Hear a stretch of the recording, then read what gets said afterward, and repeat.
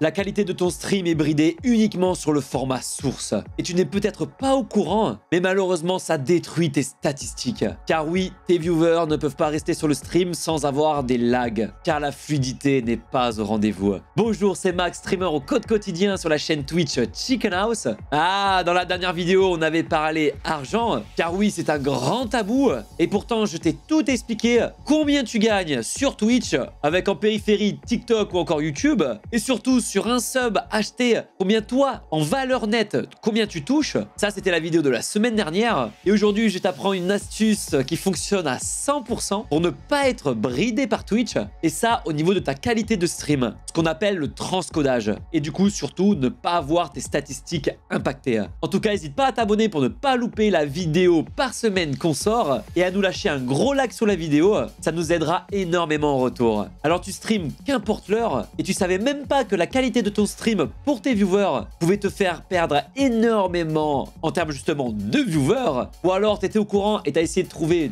différentes solutions pour y remédier, et malheureusement il y a beaucoup de fake news là-dedans, surtout quand on voit les rigolos qui nous sortent qu'il faut aller dans les paramétrages OBS pour régler ça, ou sur ton bitrate. Eh bien on va clairement briser toutes ces légendes et t'apporter une solution concrète pour t'aider justement à développer ta communauté et avoir ainsi le choix au niveau de la qualité de ton stream en tant que viewer, c'est-à-dire avoir accès au bitrate. Comme ça, ton stream tournera mieux, les bases seront installées et tu pourras vraiment profiter de toutes nos autres vidéos comme celle-là qui t'augmente considérablement ton nombre de viewers garantis. Mais petite parenthèse avant tout, car il faut bien que tu comprennes ce que c'est le transcodage. Car faut pas oublier qu'on n'a pas tous une connexion internet stable ou encore de gros débits internet. Et justement, Twitch a trouvé la solution pour faire profiter au maximum de viewers et pour apporter à la plateforme un maximum d'argent, le fait d'avoir un flux vidéo adapté à son débit. Donc en gros, en tant que streamer, tu envoies un flux à un certain débit à Twitch et après, eux, en temps réel, ils vont ce qu'on appelle le transcoder, c'est-à-dire l'adapter en différentes qualités vidéo. Et ça va permettre à tout le monde de profiter du stream sans avoir la qualité internet optimale. En gros, c'est tout simple, quand tu vas dans les paramètres d'un stream vidéo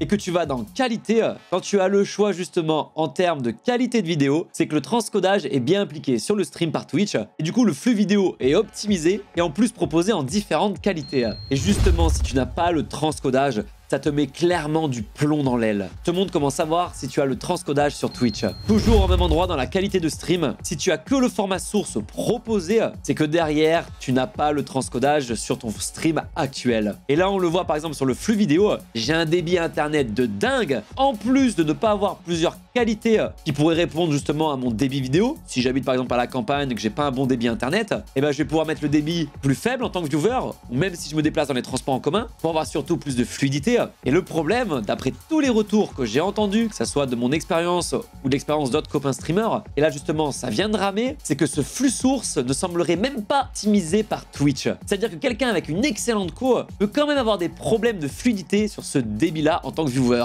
qui est quand même, on va pas se mentir, un comble. Donc même tes viewers avec la meilleure connexion internet peuvent être embêtés. Et la première solution radicale pour avoir le transcodage de manière illimitée, c'est de passer partenaire. Tu sais, c'est le petit badge que tu peux demander ici, le statut ultime sur Twitch, mais qui est très loin d'être accessible. Au passage, c'est pas le seul avantage d'être partenaire sur Twitch, il y en a 15, je te les ai tous listés ici, dont certains qui sont extrêmement sous-cotés. Et du coup, vu que l'immense majorité des streamers ne sont pas partenaires, que répond Twitch officiellement par rapport au transcodage? Ça se passe directement dans la FAQ de Twitch, comme quoi les chaînes qui ne sont pas partenaires peuvent bénéficier des options de transcodage de qualité si la capacité de Twitch du coup, donc la capacité disponible le permet. Les chaînes affiliées seront alors prioritaires sur les chaînes non partenaires. Donc premièrement, on a bien l'info que Twitch a des ressources limitées et qu'il n'hésite pas à brider si besoin. Donc tout le monde n'est pas logé à la même enseigne. Et ça, on peut en tirer une première info, c'est qu'il y aurait des heures de pointe sur Twitch. Et ça, je peux te garantir que je l'ai confirmé, même si on n'a pas l'information officielle, c'est que si tu streams le soir, tu auras beaucoup de chances de ne pas avoir le transcodage alors que si tu streams par exemple très tôt le matin. Et ça malheureusement on n'a pas tous l'opportunité de streamer quand on veut. Ou alors tout simplement qu'on aime streamer par exemple pendant les heures de pointe. Mais tu vas voir qu'il y a une solution pour y remédier. Et la deuxième info, c'est justement sur le fait qu'on n'est pas tous sur un pied d'égalité. C'est que là clairement, aux yeux de Twitch, les partenaires sont au top de la pyramide. Ensuite on a les affiliés et puis tout en bas les non-affiliés. Personnellement je trouve ça vraiment ridicule de ne pas loger tout le monde à la même enseigne parce que justement le streamer de demain, celui qui pourrait exploser sur la plateforme, et ben à ses débuts n'est clairement pas partenaire. Ben, ça veut dire tout simplement que Twitch lui tire dessus en le bridant avec ce transcodage qui n'est alors pas disponible pour ce streamer. Et comment récupérer le transcodage en étant non partenaire? Je tiens à rappeler que jouer avec les paramètres OBS, aucun rapport là-dedans. Ce sont de pures légendes urbaines. Et que les mecs qui disent si pour moi ça a marché, c'est juste une question de chance. Parce qu'ils se sont retrouvés à avoir le transcodage de disponible par Twitch à ce moment-là. Et cette solution, je l'ai apprise lorsque je co-gérais une web TV